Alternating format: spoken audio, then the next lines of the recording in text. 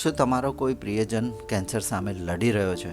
શું મોંઘી સારવારના કારણે તમે લાચાર અનુભવી રહ્યા છો? તો સાંભળો, ભારતની મેડિકલ હિસ્ટ્રીમાં એક એવો દિવસ આવ્યો છે જેણે બ્લડ કેન્સરની સારવારને એક નવો વળાંક આપ્યો છે.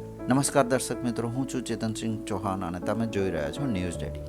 આજે હું તમને અમદાવાદની મરીંગો સિમ્સ હોસ્પિટલની એવી સિદ્ધિ વિશે જણાવવા જઈ રહ્યો છું જેણે હજારો પરિવાર માટે એક નવી આશા જગાવી છે. કાર્ટીસેલ થેરેપી. કાર્ટીસેલ થેરેપી જે આજ સુધી માત્ર વિદેશોમાં ખૂબ મોંઘા દરે ઉપલબ્ધ હતી, તે હવે ભારતમાં તમારા બજેટમાં મરીંગો સિમ્સ હોસ્પિટલે આ ક્રાંતિકારી સારવારને સફળતાપૂર્વક લાગુ કરીને એક અનોખો રેકોર્ડ બનાવ્યો છે. બ્લડ કેન્સરના દર્દીઓ માટે આ કાર્ટીસેલ થેરેપી કેવી રીતે ગેમ ચેન્જર સાબિત થશે અને સૌથી અગત્યનું, આ સારવાર કેટલી સસ્તી થઈ છે તે જાણવા માટે ડૉક્ટર કૌમિલ પટેલને સાંભળ્યા અને આ વિડીયોને છેલ્લે સુધી જોતા રહેજો, કારણ કે આ તમારા માટે છે. તો ચાલો શરૂ કરીએ આ ખાસ રિપોર્ટ.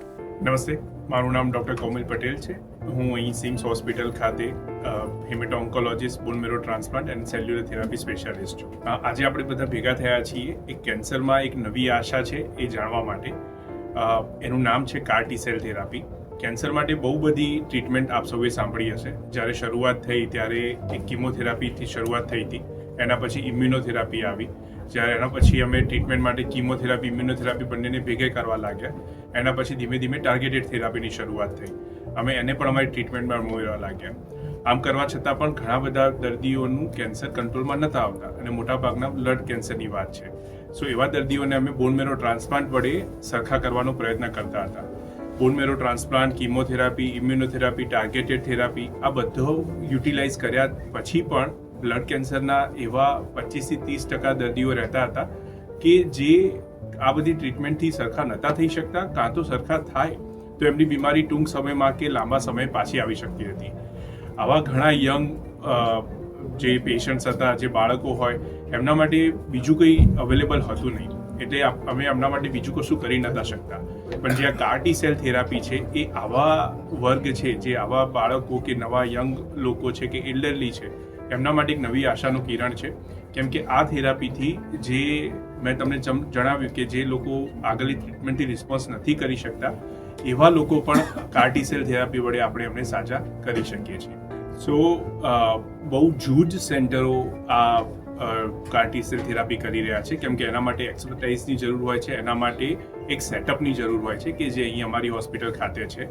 આંગળીના વેઢે ગણી શકાય એવા સેન્ટર છે અત્યારે, ઇવન દેશના અંદર પણ, અને દુનિયામાં પણ બહુ જ ઓછા દેશ આ વસ્તુ કરી રહ્યા છે. આપણા દેશના અંદર આ થેરાપી છેલ્લા 1-1.5 વર્ષથી અવેલેબલ છે, કેમ કે આઉટસાઇડ એની કોસ્ટ ઓલમોસ્ટ 1.5-2 કરોડની અરાઉન્ડ છે, કે જે આપણા ત્યાં આગળ 7માંથી 8મા ભાગના અંદર થઈ શકે છે. કેમ કે આજે આપણે આપણા દેશના અંદર આ વસ્તુનું પ્રોડક્શન કરી રહ્યા છીએ, જેથી આપણે વધુને વધુ આપણા દર્દીઓને એનો લાભ આપી રહ્યા છીએ.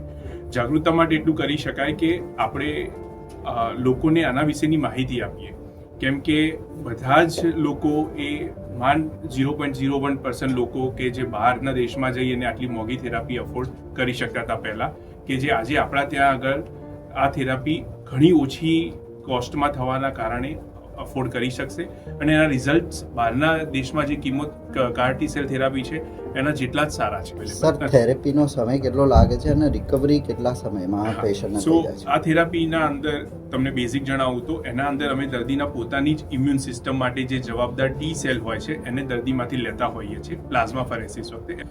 એ ટી સેલને અમે સ્પેશિયલાઇઝ લેબોરેટરીના અંદર કાર ટી સેલમાં કન્વર્ટ કરતા હોઈએ છીએ, અને કાર ટી સેલમાં કન્વર્ટ થઈ જાય પછી આ ટી સેલને ફરીથી ઇન્ફ્યુઝન કરવામાં આવતું હોય છે પેશન્ટના અંદર.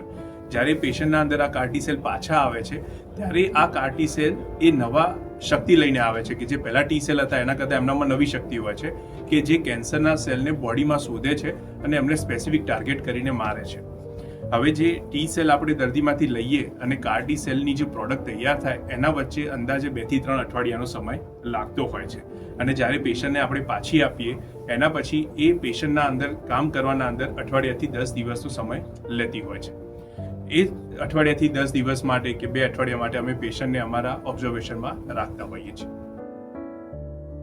કાર્ટીસેલ થેરાપી માટેનો જે ખર્ચો હોય છે, મેઇનલી પ્રોડક્ટ જે કાર્ટીસેલનું પ્રોડક્શન છે એના માટેનું હોય છે, કે જે અરાઉન્ડ 25 to 30 lakhsની વચ્ચે હોય છે, અને બાકીની સપોર્ટિવ કેરનો અંદાજે બીજો ખર્ચો હોય છે. કાર્ટી સેલ થેરેપી બ્લડ કેન્સર માટે થાય છે કે બીજા સો બહુ મહત્વનો પ્રશ્ન છે. અત્યારે જે પ્રુવન થેરાપી છે એના અંદર બ્લડ કેન્સર માટે ત્યાંની શરૂઆત થઈ છે, જેમાં એક્યુટ લિમ્ફોબ્લાસ્ટિક લ્યુકેમિયા, લિમ્ફોમા અને મલ્ટિપલ માયલોમા આ 3 બીમારી જે છે એના માટે અત્યારે આ પ્રુવન થેરાપી છે. આના સિવાય સંશોધનો ચાલી રહ્યા છે કે જે સોલિડ મેલિગ્નન્સી કે બ્લડ મેલિગ્નન્સી સિવાયની બીજી ઘણી બધી મેલિગ્નન્સી છે કે જેના અંદર ટ્રાયલ ચાલી રહ્યા છે. અને ત્રીજા નંબરમાં કેન્સર સિવાય ઓટો ઇમ્યુન ડિઝીઝ જે રુમેટોલોજીકલ ડિઝીઝ હોય એના અંદર પણ આના ટ્રાયલ ચાલી રહ્યા છે. સો જેમ જેમ સમય જશે એમ આપણને વધારે ને વધારે બીમારીઓના અંદર આ કાર્ટી સેલ થેરાપી ઉપયોગી બની શકશે, એ સચોટ વાત છે. અને જેમ જેમ સમય જશે એમ વધુ ને વધુ લેબોરેટરી આનું પ્રોડક્શન કરવાની શરૂ થશે. જેમ અત્યારે આપણા ત્યાં આગળ આપણા દેશમાં 2 થી 3 લેબોરેટરી આનું પ્રોડક્શન કરશે. વધારે પ્રોડક્શન કરશે તો આની કોસ્ટ હજી પણ નીચે આવશે અને આપણે વધારે દર્દીઓને મદદ કરી શકીશું.